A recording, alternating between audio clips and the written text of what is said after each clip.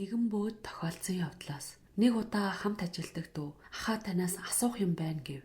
Манай том ах маань ганц хүүтэй. 3 охинтой боловч 2 нь ой дөнгөж хүрээд энтчихсэн. Бага охин нь бас ой хурч байгаа. Гэтэл бас яасан мэдэгдэхгүй. Ойрд биений өвдөд болохгүй юм аа. Та нэг үзээд өгөөч гэлээ.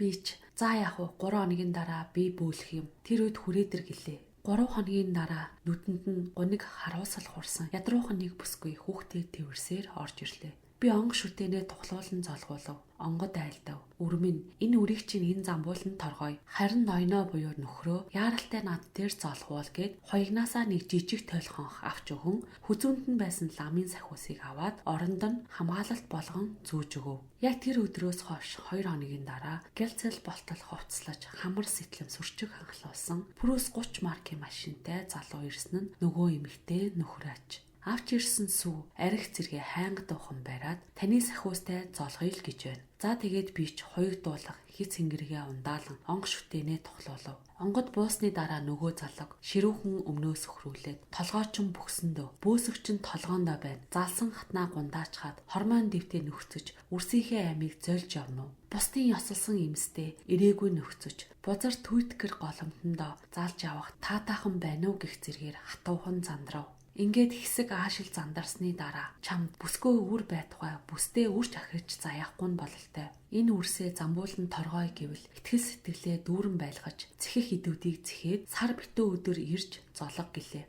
Залуу эхлээд хинэггүйхэн байснаа дараа нь асгартал хуйлж өршөөл ирж бүхэлцв. Онго шүтэнэ мордуулсны дараа надтай уулзаж учир байдлаа ярив. Өөртөө бол их л бахархалтай сайхан байсан бөгөөд эмэс хүүхнүүд өөрт нь унаж тусдаг гин. Тэрч байтугай өөрөө хүсвэл ямар ч эмэгтэйг өвөртөө оруулж чаддаг гин. Түүнээс үдэж зарим хүүхнүүд өөрөөс нь жирэмсэн болох тохиолдол зөндөө байдаг бөгөөд мань хүн ахуулахыг шаарддаг гин. Үр хүндүүлсэн бүсгүйчүүдийн тоог алдсан юм байх. Зарим бүсгүйчүүд нь эхнэрээсээ салахыг шаарддаг гин. Ингээд хэд хоногийн дараа нөгөө залууг авч яваад хээр гарч түүдэг гал бадран онго шүтэнэ тухлуулав. Онгод буусны дараа нөгөө залууг дуудан золгож ахиж өөрийн ёсолж авсан гэрхийгээс өөр хүнтэй ингэр зөрүүлэхгүй. Хэрвээ зөрчвөл үр хүүхдийнхээ халуун аймаар тэнцэн тавих тангараг тавиулан үүлээ үлдэв. Тэрнээс хойш хүүхэд нь өвдгөө болж эхнэр нь ч цаваа цэргэлэн харагддаг болсон юм. Одоо тэр жаахан охин нэг дүүтэй болсон гинлээ. Үгээр яг юу хэлэх гээд байна вэ гэвэл хормайн бузар гэж үр хүүхэд удам угсаагаараа сүрч мэдэх хамгийн хор хөнөөлтэй хар эрчим юм. Эхнэр нь нөхрөө, нөхөр нь эхнэрээ адил тэгш хүндэлж нэгэн заяа тавилангаа холбож дэр нийлүүлсэн бол журам сахиж илүү дутуу зүйл санаарахж өсчихгүй байвал сайнсан. Ерөн ч тэгээд 1-2 удаа журам алтгаад үр хүүхдийнхээ хувь заяаг харлуулж буугаа өөрсдөө ч гүйцэд ойлгохгүй юм. 1-2хан удаагийн махан биеийн жаргалын төлөө нэгэн жарныг гатлууч барагдахгүй их лай дуудах нь харамсалтай. Ирж бай, эмч бай. Адилхан л хормой чангатай 2 бирнээ хайрлан хүндэлж байваас ажил үс ахуй амьдрал нь цэгцэглэн хөгжих нь зүй ёсны хэрэг юм. Аавах гээхийн ухаанаар дэнслэн бизээ. Хормайн бузар туссан хүнд илрэх шинж тэмдэг.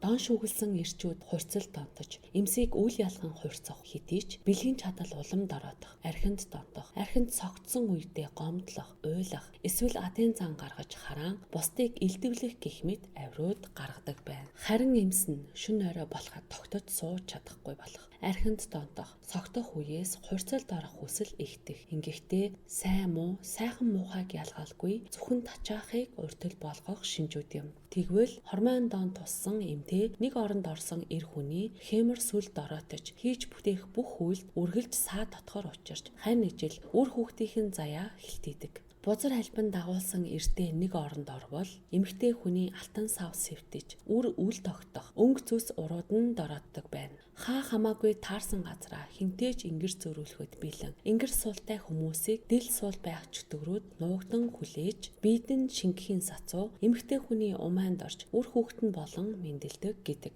Ингэж төрсэн хүүхэд өсч том болохдоо эцэг эхийгээ үл хүндэлсэн нэгэн болж гар хүрэх аминд нь хүрэх зэргээр муу муухай бүхнийг шингээсэн хүмүүн болдог ажээ. Тиймээс залуу хосууд минь нэгэнт нэг насны ханаа сонгосон бол хин хиндээ үнэнч бас хүндэтгэлтэй хандаж бие биенээ хайрлаж яваарай. Таалагдсан бол лайк, subscribe хийж манай сувгийг дэмжээрэй.